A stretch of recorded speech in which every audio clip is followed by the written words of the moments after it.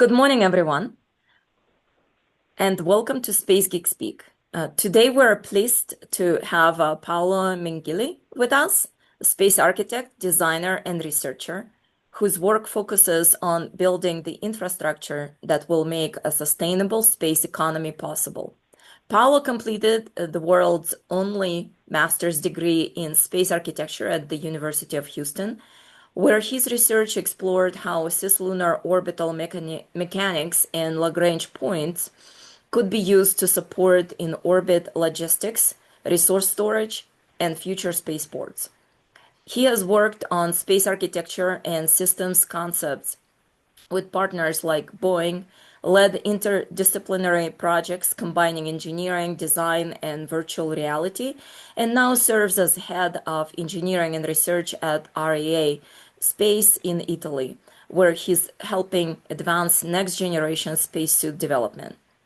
Today, Paolo will share his perspective on how in-orbit gas stations, towing services, and cis-lunar logistics could become the backbone of sustainable space ecosystem.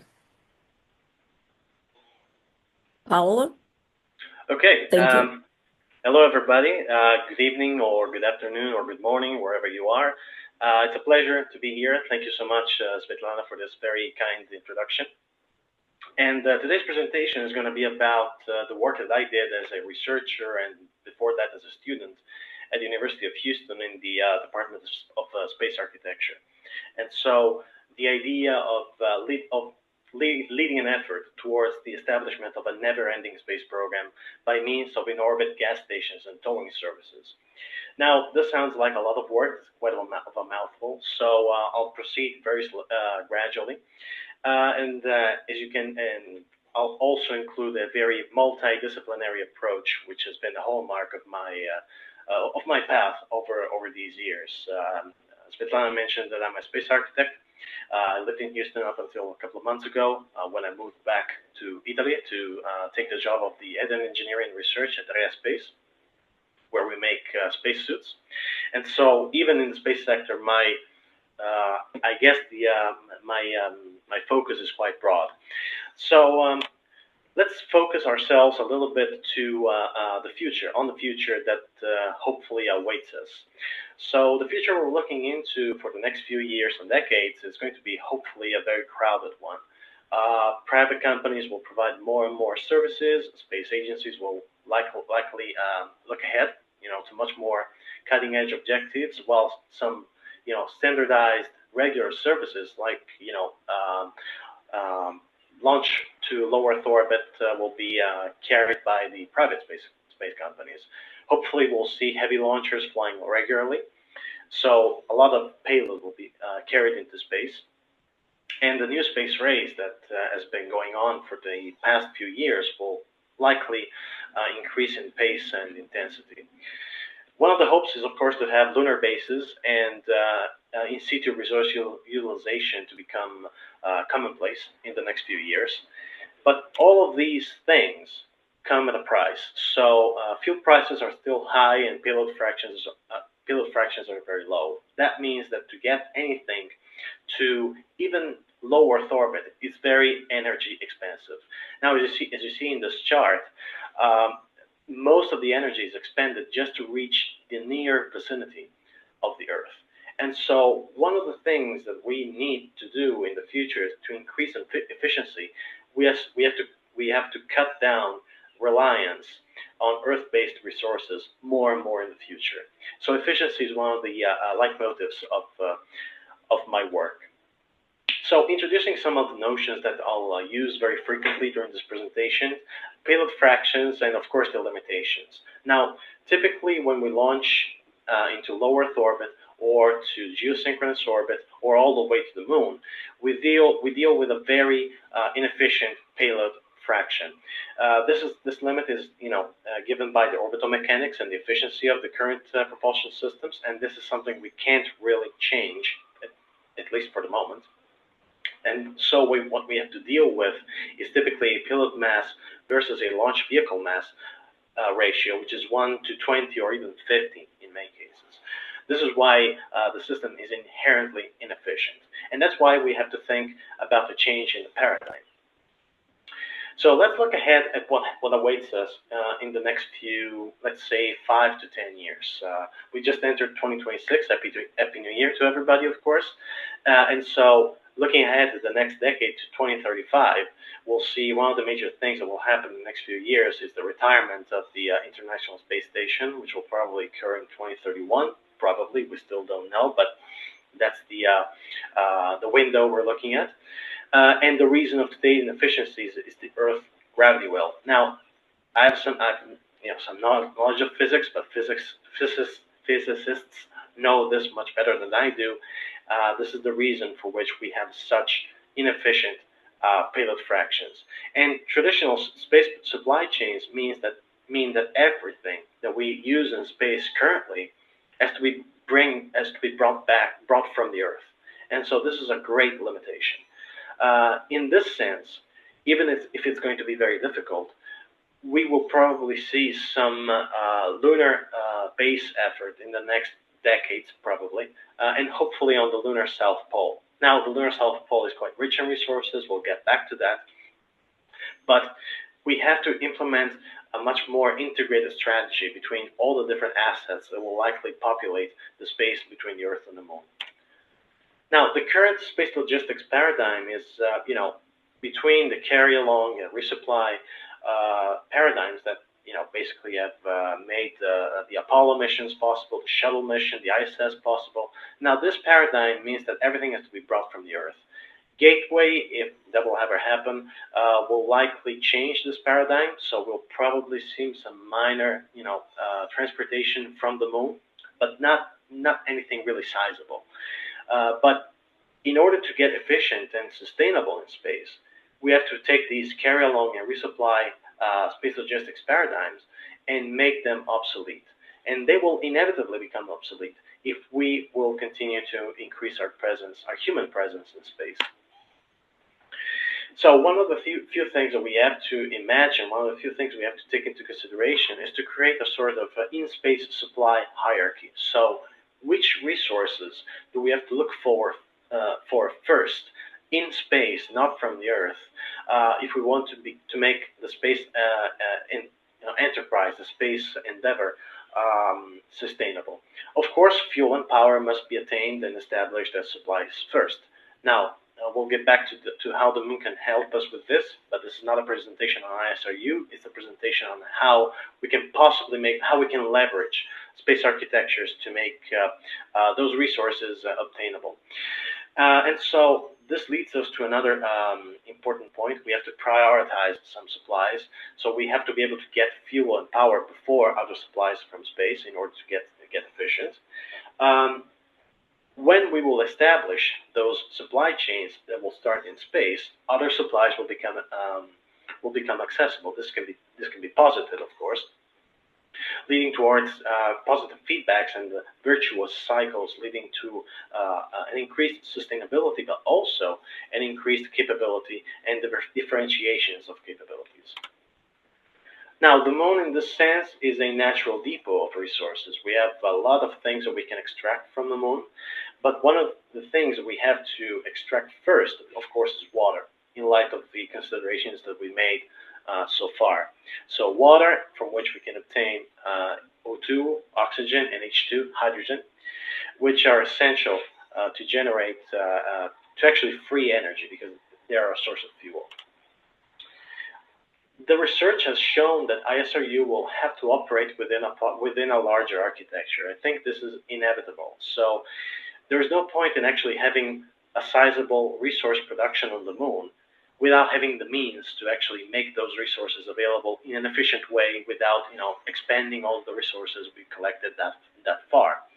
And so all of these ingredients, power, transportation, communications, and everything else will have to be coordinated in a way, in a context which is the one of a collaboration economy between the different assets and the different partners and the different institutions that will be in space. And so that's where the space architects can come in my view, as we have to coordinate this incredibly interesting and an exciting effort, but at the same time, very difficult one. Now, the missing pieces to this is, of course, if we can imagine a sizable ISRU production on the moon, the missing ingredient in the supply chain, of course, is delivery to markets. This is a report from a mining consulting agency in Canada. And the moon, of course, is a virgin territory with no logistics capability that exists so far. And this is something we have to take care of. I would advocate, as much as we take care of the ISRU production, of the scientific aspects of this, we have to be able to develop the network of systems that will make the logistics efficient, sustainable, and actually productive. The environment of operation between the Earth and the Moon is characterized by the presence of these Lagrangian points, which are the cornerstone of the entire project I'm going to describe, and which I explored deeply in during my work at the University of Houston. Now, Lagrangian points are very interesting because if you put everything in there, to put it simply, that thing is going to stay relatively stable between the Earth and the Moon. So it's going to move in concert together with the Earth and the Moon, and also with their rotating frame of reference. This is very interesting because this enables us to think about a staging strategy. Now, in the military domain, a staging strategy is a place not where the destination is, but in between, where resources can be accumulated. Of course, in this case, the destination is where the resources will likely come from in a sizable way, but at the beginning, a lot of resources will have to be carried from the Earth anyway. But Lagrangian points are very interesting because if you think about it, when you leave the Earth and you have expended all that energy, those points are the ideal locations where gas stations, for instance, can be set. And so you leave the Earth, you've done your translunar injection burn, you're out of fuel, you have to go all the way to the Moon, or maybe even to Mars, or you have to stay in cis-lunar space, but you need to lengthen your mission. Those points are the ideal havens where those infrastructures can be established. And that, of course, is favored by the orbital mechanics. If we consider, moving between the different Lagrangian points, we look towards a payload fraction, which is 4:1, which is incredibly efficient. But even the one from the Moon's surface, from Lagrangian point, let's say 1, imposes a payload fraction which is about 1:3, considering the systems that I investigated. Now, this is not efficient in an absolute way, but it's much more efficient than the systems that we have currently in operation, carrying everything from the Earth and expending all that energy. Now, those trips that will have to become regular from the Moon to a Lagrangian point and back will be those that will actually carry those resources and help us make this ecosystem attainable.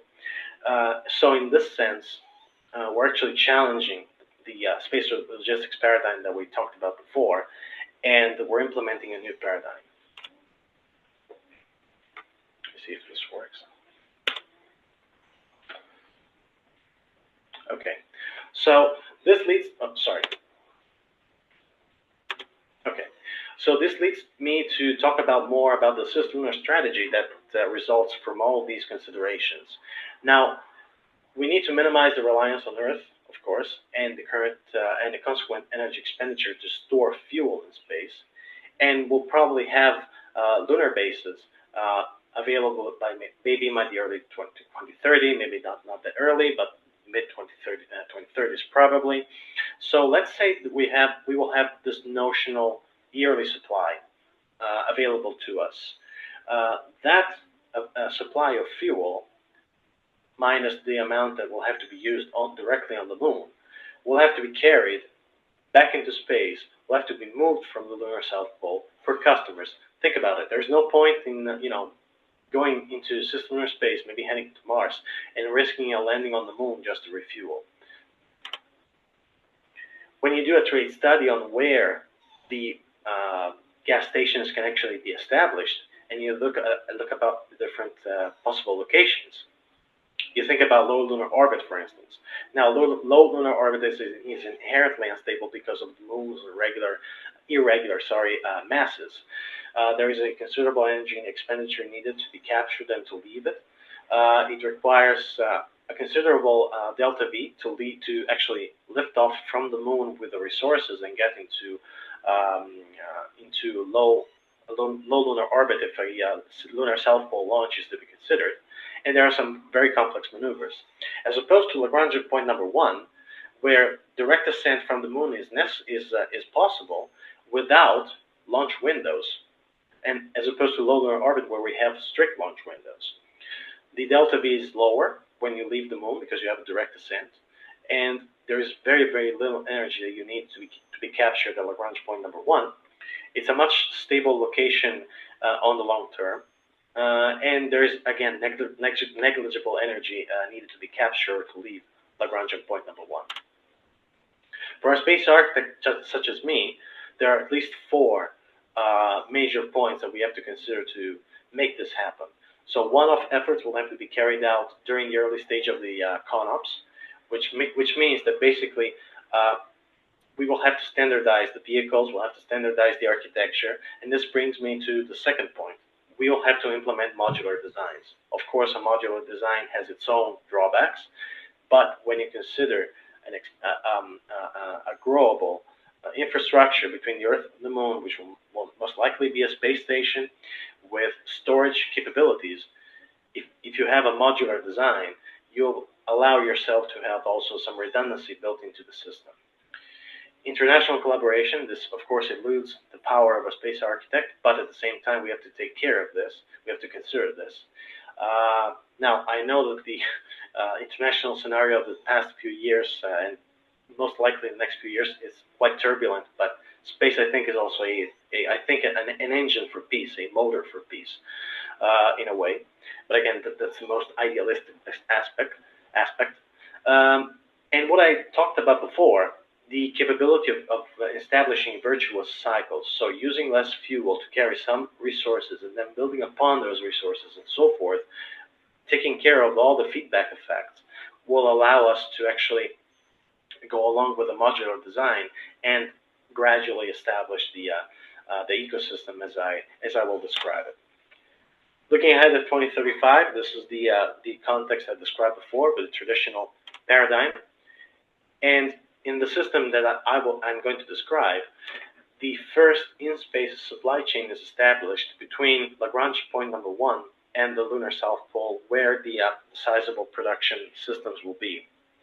This presentation, again, is not about those particular systems on the moon. It's about the systems that will populate the space between the Earth and the moon, and about the staging strategy that I advocate for. The key vehicle to make this possible, in my view, and according to my studies, is the cis-lunar space tug, which is the logistics vehicle for cis-lunar space. Now, this vehicle is designed to carry 10 tons of a standardized payload, so we'll look forward to a standardized approach. And the module you can install on top of it, it's pretty much like a shipping container. So again, we move forward to this standardization, and at the same time, we use a vehicle which is inherently flexible because it's a modular rocket, basically made with a hybrid propulsion system, which can be replaced in space with, for instance, electric propulsion modules and other systems to customize it. And you can see here at the bottom right the refueling system, which is done, by the way, without having to unload the container module, the payload module. So you have pipelines running all the way down the vehicle, and you probably have to carry a vehicle with you on the moon and leave it there for the crews to operate it. But at the same time, this enables you to avoid the whole unloading of unloading and then reloading of a container module which is full of propellant. The studies have showed the possibility of a hybrid propulsion system. I've been more conservative on other publications. There's one that I did for the Journal of British Interplanetary Society, in which I mentioned 300 seconds of specific impulse.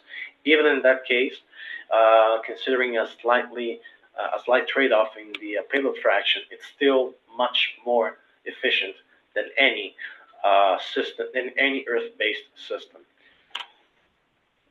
And again, this is what I mentioned before, the idea of using these hybrid propulsion system, a hybrid propulsion system with an oxygen tank in the middle and 4 solid propellant tanks that are refueled on the lunar surface.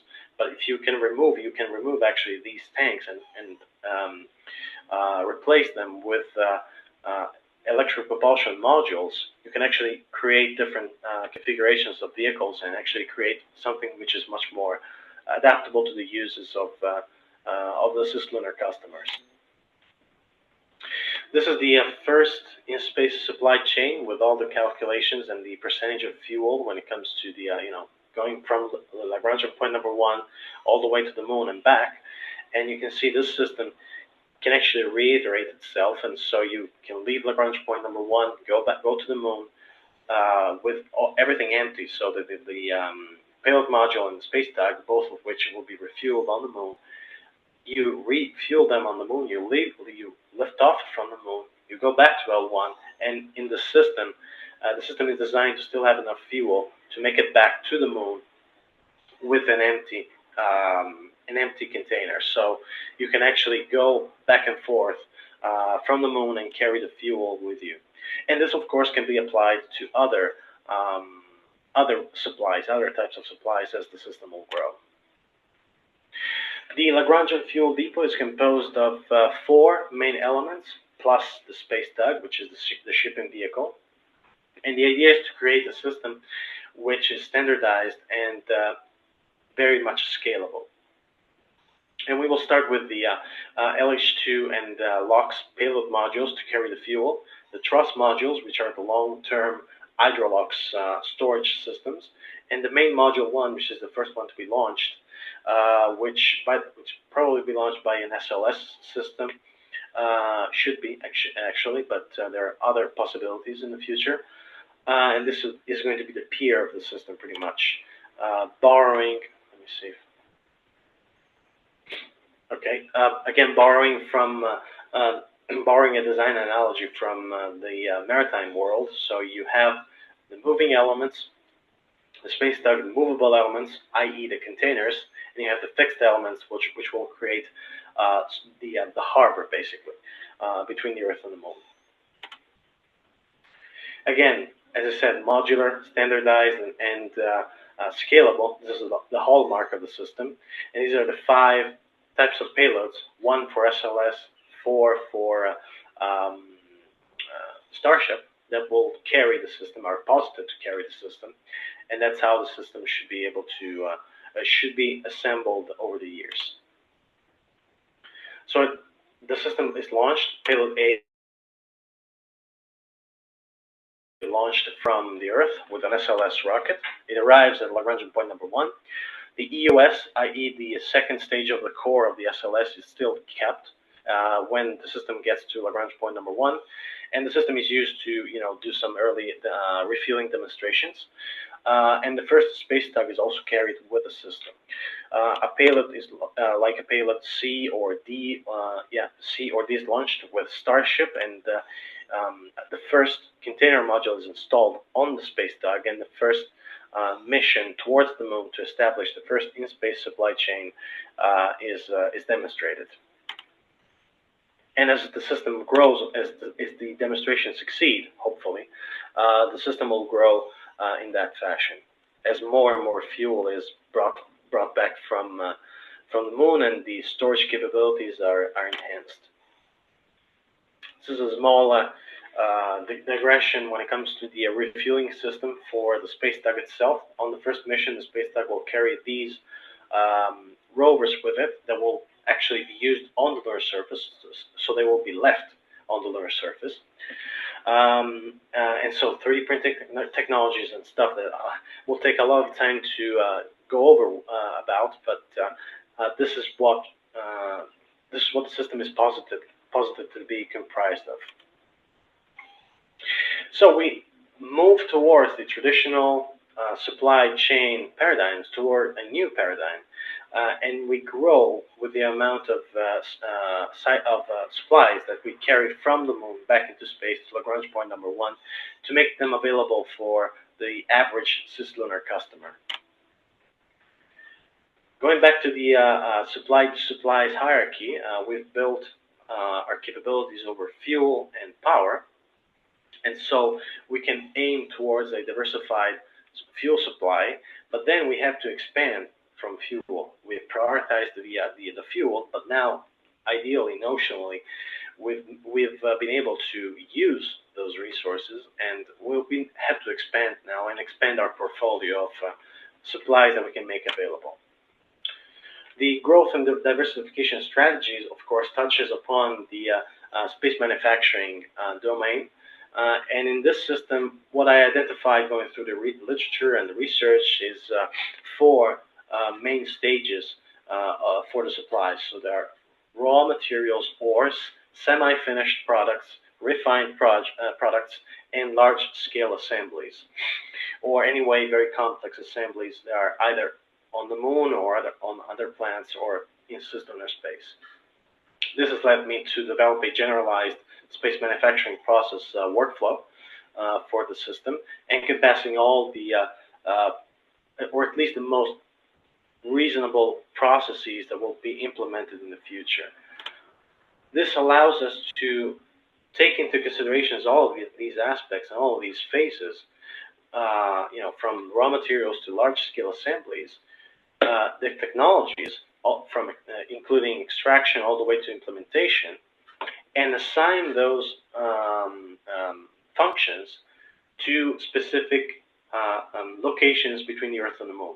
So ideally, if we put the much more, simple, theoretically simple capabilities like extraction, separation, leading towards the definition of semi-finished products on the Moon, and we leave manufacturing, assembly, and implementation in space, then we can still leverage the orbital mechanics, and therefore we can actually bring more material, which is low tech but high density, into space, leveraging the orbital mechanics, refine those materials in space, and then lead towards the development of much more refined products. This is all a question of not only of mass but also volume.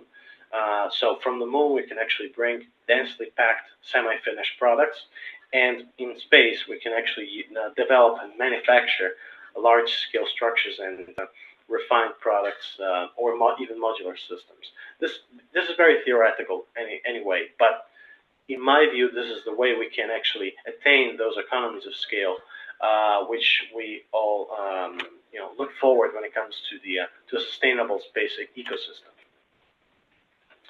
So we will diversify, of course, the types of supplies that we'll be getting from the Moon, but we will also, do some specific tasks on the Moon or only on the Moon, and some specific tasks when it comes to manufacturing only in space. In this sense, another architecture has been developed, which is a different type of payload module you can see here. This will require the module to be unloaded, but at the same time, this is not to be implemented in the early stages of the program. It's going to be implemented many years into the program when the capabilities on fuel and power will be established. And so sustainability in this sense, it's not something that is so far-fetched.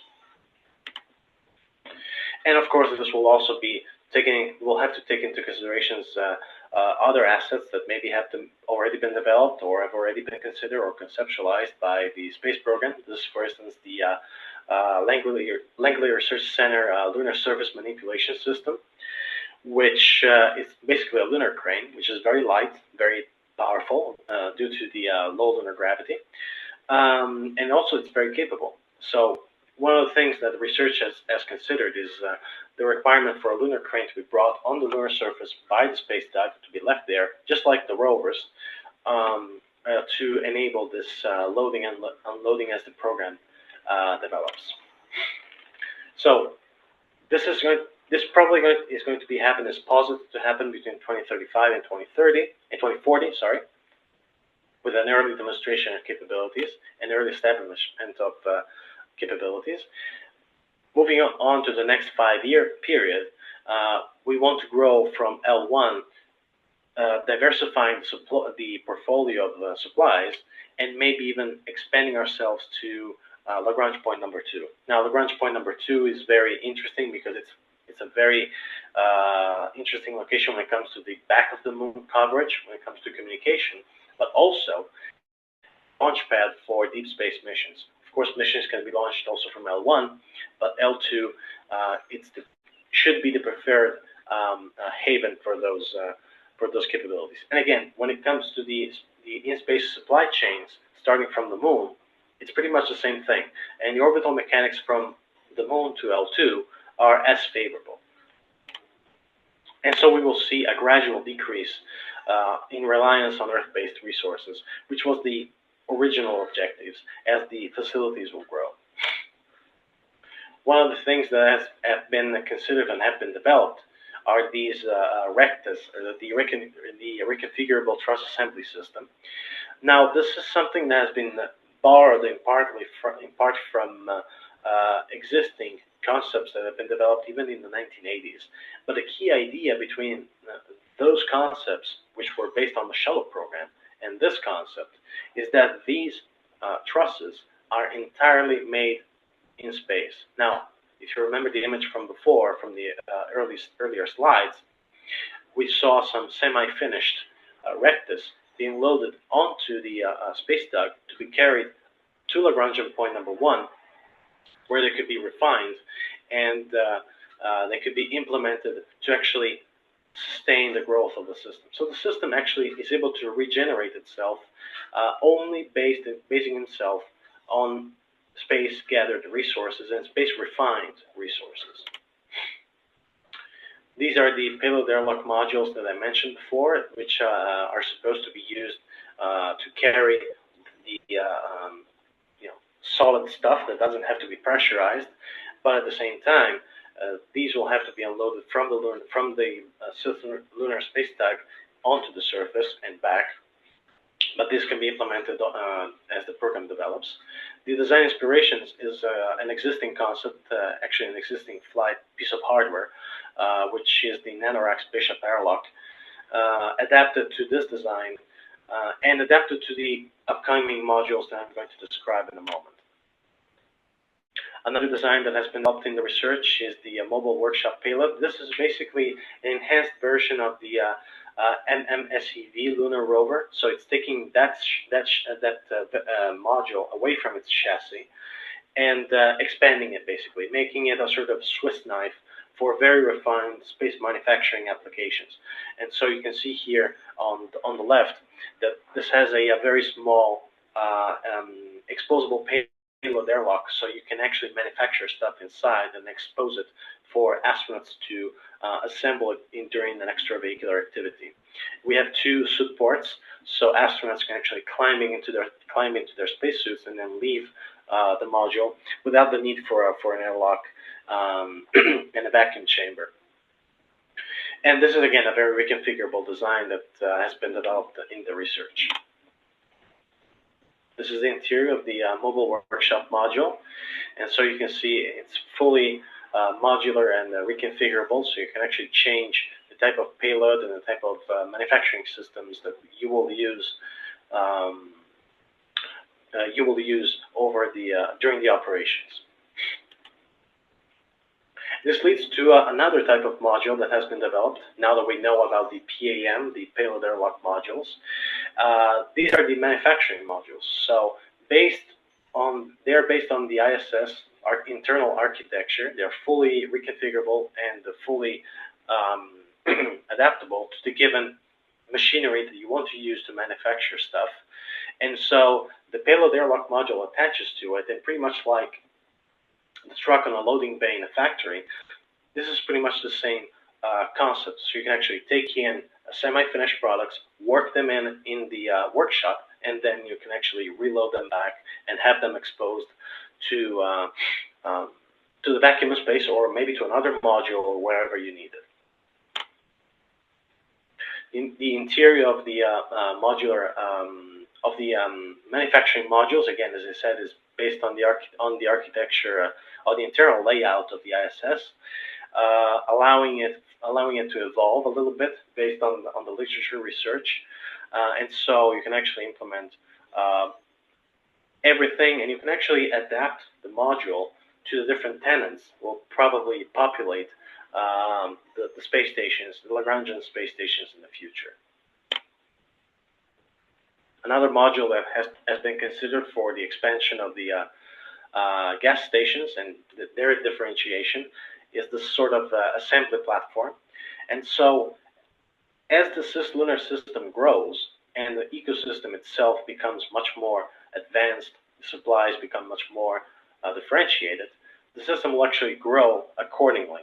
So not only supporting the other space programs, but actually supporting itself. And this is an extended set of standardized payloads, in this case using only Starship, as the research has considered that Starship will have to do most of the work. But in this case, you have the PAMs, you have the mobile workshop module, you have different types of rigid and inflatable modules, you have the assembly platform included into it. So there's really a whole spectrum of standardized modules, but still differentiated to allow the differentiation of capabilities of all the cis-lunar infrastructures. Again, moving from the simple gas station at L1 and at the other Lagrangian points, theoretically, you can actually get a fully functional space station. You can double the depot, as you can see here in step 8, by the means of the assembly platforms. And in the middle, you can actually install the manufacturing modules, the living quarters for when these stations will be inhabited. And so the system will actually grow accordingly and become a full-blown space architecture. And so we'll implement the manufacturing modules, the PAMs, we'll implement the mobile workshop, and then the living quarters for the crew. And EVA will be also used to have the system grow over time. And now you can see this sort of circular structure made entirely of rectas. So this entire structure is designed to be entirely space-made with space-gathered materials. And this should be a first on our way towards the establishment of a long-term human presence. And so this is the Phase A architecture. As we can see it, we have the assembly platforms, 3 actually in this case. We have the core of the space station, which is the living quarters, the assembly, the manufacturing modules, the docking ports for the incoming and leaving space vehicles. And at the end, we have the 2 fueling depots, which will sustain not only, of course, the space tugs, but most importantly, the space programs of the future. This layout helps you to understand how the architecture is designed and the positive ways of in which the architecture itself can expand. On the bottom here, you can see the solar concentrator assembly area. I'll get to it in a moment. But you can see that now we have a radial type of development from the core, and you have this circular structure that will actually define, as it grows, some of the functions of the overall facility. And at each side, you can see the hydrolux depots. And it's a sizable system actually, because it's about 70 meters in this height, if we can say height, and in the width it's about 120 meters or so. So, and it's growing actually at this time. A view from the top, in here 135 meters in width. You can see all the projected growth directions. So you can actually install modules, and you have to take in consideration all of these aspects as a space architect, because one of the things you have to be careful about is the so-called Christmas tree effect. When there is an attaching point, a hatch or anything you can use to attach yourself to it, somebody will have the temptation to attach something to it, which can be a piece of hardware or even an entire space module. And in that case, it's a problem. So we have to take into consideration how the system can grow itself and how the presence of systems can proliferate. Going back a little bit to the notional aspects of this project, now we've gone from cis-lunar space depots all the way to cis-lunar infrastructures. So now we have the capability to provide provisions, and we also have the capability to provide operations, transportations, maintenance, and other supplies as we grow. We talked about early stage manufacturing, and now we get more and more theoretical and notional because we're looking into the future. We can't predict the future, but we can actually try to design it, and so we can try to understand what can the consequences be. One of the things that I mentioned is the Christmas tree effect, but there are also positive aspects to it, and that's what I want to focus my presentation from now on. I mentioned a little bit before the solar concentrator or space telescope in space assembly demonstration.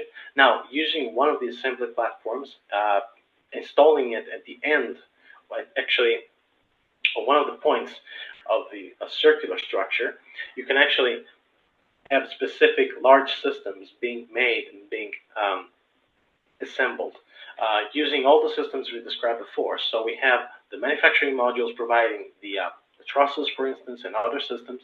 You have EVA assembly doing a lot of the work. The PAMs carrying the supplies of materials, and you can also have specific deliverables using the mobile workshop module. So all of these systems that have been considered, by the way, thinking about current existing hardware that has been enhanced in theory, you can have a full production cycle being tested and demonstrated for the cis-lunar infrastructures themselves, and also for all the customers that will populate this dominion. And so this is the so-called bat chart. I'm sure everybody of us is quite familiar with this kind of chart, but in theory, this is what I imagine with the types of payloads launched all the way from 2035 onwards in the subsequent 10 years. But this is not a bat chart in the traditional sense in which every mission is described. In this case, it's a much more general description of the various growth phases of the cis-lunar ecosystem. There has been a cost analysis, again, very generic, and this should probably be updated because this was done in 2024, and so we should take care of inflation a little bit, but it's still relevant. And one of the things I want to focus myself on is the fact that development costs are typically in a range of 10 to 1 when it comes to their comparison to production costs. So the fact that now we rely on repeatable structures that can be also improved over time, but which production can be made on an assembly line fashion. This leads us to have much more cost-effective systems over time. And again, we also have the learning curve, experience curve effects. As we become more and more capable of producing space tags, manufacturing modules, and everything will have to be able to produce, the production costs will also likely, in an optimistic way, but can be reasonably said to decrease over time. There have been in the research a few trade studies. Now, this was the cost per kilogram for a space launch system on the left. This is the launch per kilogram as it is advertised by SpaceX, $10 a kilogram for Starship. Should we believe that? It's a good question because in the study, what I considered is not the 10 kilograms that were advertised, which it's wildly optimistic, but it's a much more conservative $250 per kilogram. Now, this is also very optimistic considering the current space industry, but at the same time, it's still conservative relative to what SpaceX advocates for. So I used this figure for this analysis. And even in this case, the trade studies are all in favor of Starship. Now, payload A, given the larger volume involved, even though the mass is lower, it's been designed to use Space Launch System, while all the other standardized payloads from B to J will use in this system Starship. The hope is, of course, that we'll be able to use other systems that are competitive, like Blue Origin, New Glenn, for instance. So who knows what will happen in the next few years, but at the same time, the hope is to have more of these heavy launchers available to us. Now, moving on from 2040, 2045, all the way to the next 5 years period, actually the next 10 years, between 2045 and 2055, we'll have a mature Phase B infrastructure, a mature at Lagrange point number 1, a mature Phase A infrastructure at L2, and at the equilibrium point L4 and L5, we'll probably expand with other gas stations. And so I'll get to L4 and L5 characteristics in a moment, but I want to focus more on the Phase B infrastructure for now, which is an expanded space station, space facility with respect to the original Phase A. Now, if you can see here the layout, it's quite complex, but at the same time, it's an evolution and an enhancement of the original concept. So we still have the core modules with the core functions. We have a larger circular structure that now defines 4 different regions, the ones in red and blue, 2 of which are the the manufacturing areas. Actually, the areas where the products of manufacturing are exposed. So the areas in red, and the areas in blue are the reception areas. So incoming vehicles and departing vehicles can actually park themselves there and be serviced at the station. We have 4 solar concentrators here on the ring that have been manufactured on site. We have expanded hydrolox depots on the left and right, and at the top of the bottom in this figure, you can see 2 methalox depots, as methane will likely become one of the most important fuels in the upcoming space programs. And of course, with the orange arrows, you can see the projected sizes of development, projected directions of development. Now, we've described a series of space vehicles, of course, but what if we bundled those vehicles and use the space tug as the propulsion system? Now, we can actually create modular shuttles, considering that it takes very little energy to move within the different Lagrange points. We can actually move stuff around. We can actually move entire modules around. Why not? And so this gives us a repeatable and scalable system, which actually builds upon itself and allows itself to grow and support other space programs working with it. This is a rendering of a modular shuttle coming into the Phase B architecture. Let's say, for instance, a Lagrange point number 1. And this is the bath chart for the period between 2045 and 2055. Now, in this case, as I said, all of this is very notional, but the degree of uncertainty increases as we go deeper in the future. But there are a few important things that we have to take into consideration. The expansion at L1, the growth at L2, and then possibly with other space programs working with it, the trips to other planets like Venus or Mars, and the expansion towards the equilateral L4 and L5 Lagrange points. And you can see here the different supply chains that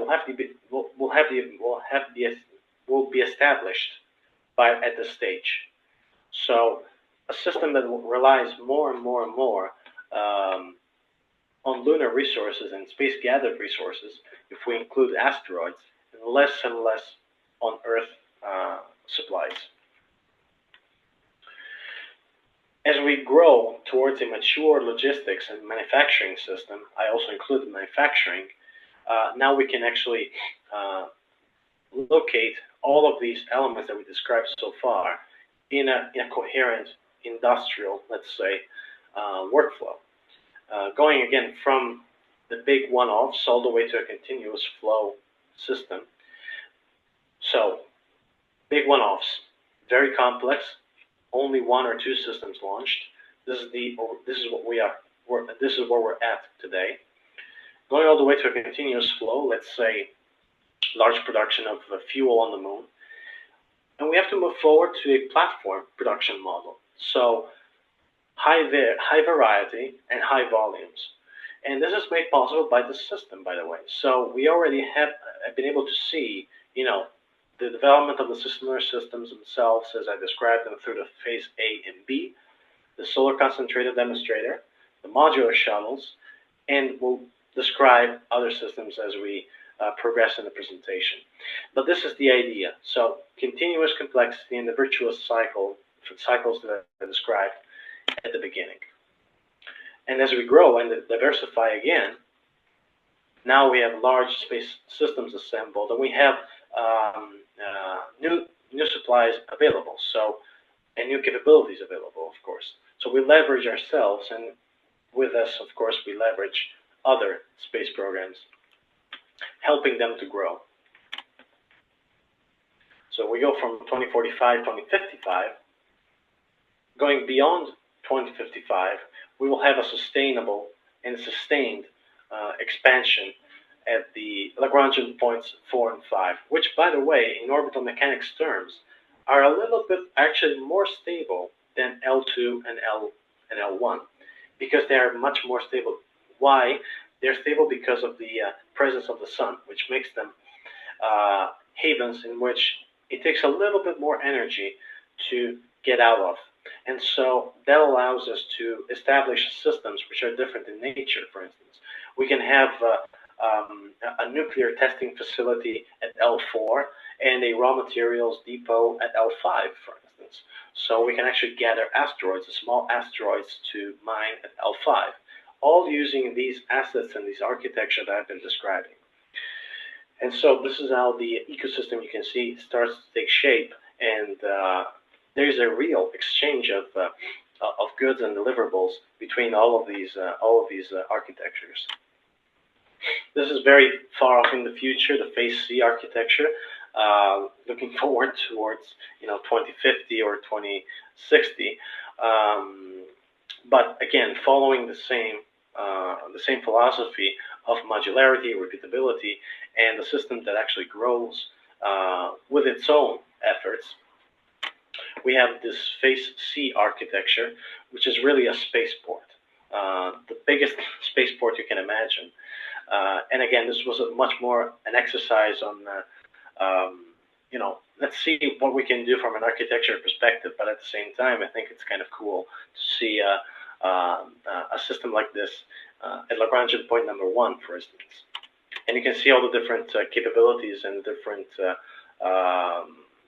different areas of this very large architecture, which is now, I think, half a kilometer in size.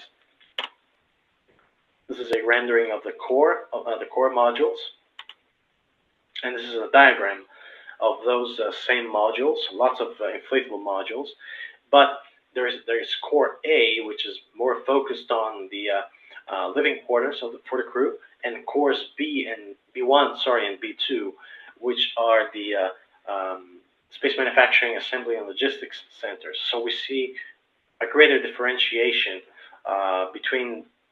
within the space station itself. Again, we talked about the modular shuttles before. We can increase the size of modular shuttles and go all the way towards modular platforms. So actually space stations that can be relocated depending on where they're needed. So I needed an advanced space station capability at Lagrangian point number 4. It has to be assembled at Lagrangian point number 1. Fine, I'll assemble at L1, and then I'll depart for L4, and I'll be able to deliver those functions or those capabilities in general where I need them. And so we had up until 2055 leverage growth of logistics and manufacturing, and now we have a diffused network of assets that serves cis-lunar spaceports. And so this is how the mature ecosystem can be envisioned using all of these systems. And by the way, we can even imagine if the different propulsion systems that will be developed are implemented. So I wasn't able to take those considerations in because I wanted to see what we can do, what we can reasonably have. And I think it's already pretty interesting. This is the last BAT chart that I'm going to show. And again, I would like to see in the future if this will actually take shape the way I've foreseen it. Interplanetary space missions being assembled directly in space with space-made systems making their way into deep space beyond the moon, and make us all wonder about what can happen and the possibilities of humans expanding into space. These are my final remarks. I know this has been a very long presentation. I really appreciate your kindness for inviting me and being patient with me while I stay here, speculating about the future. But again, the nature of the project is inherently open-handed because there is a set of architecture, sets of capabilities, workflows, and so forth. But the objective is to be open-ended. So that's how we can have a never-ending space program, really. Modularity, which is the leitmotif of the design approach, it means that the aggregated solutions are non-exclusive in their nature. But this basically means we can make thousands of combinations, potentially, of modular shuttles, of modular platforms, or even the space assets, space facilities that I described. Again, this is all speculative in nature, but everything has been thoroughly investigated and demonstrated to prove their credibility. The relationship with the lunar counterparts has been defined, but this presentation, this project was not about the lunar systems, it's about the logistics between the Earth and the Moon, and economies of scale, which have been shown to be possible in the space industry by key players such as SpaceX, are essential, but an overall strategy, an overall coordinated international strategy is needed. And this project is, of course, is an attempt, a very humble attempt, but is an attempt to go in that direction. So with this was my presentation. I thank you, all of you, for your attention and the time you spent with me. I think many of you have questions for me, so I'll be happy to answer them. Thank you again for having me. Oddio.